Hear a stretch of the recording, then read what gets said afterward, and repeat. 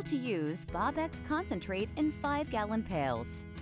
Begin by thoroughly mixing the contents. To do so, stand the pail upside down. Firmly grab the pail at the top edge.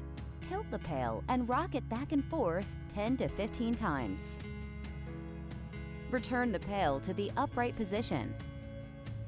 Tilt and rock again about 10 times.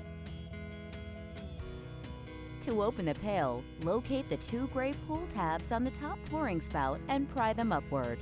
Grip the pull tabs with 2 or more fingers and firmly pull straight up to extend the spout. Twist off the spout cap by turning counterclockwise.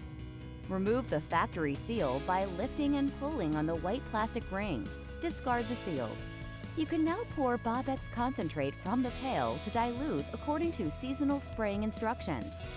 To reseal the pail, reattach the cap by turning clockwise.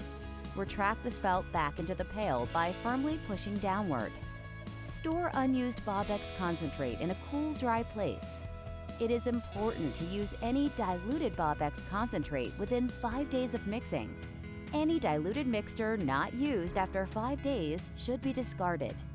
Bobbex, helping plants survive and thrive.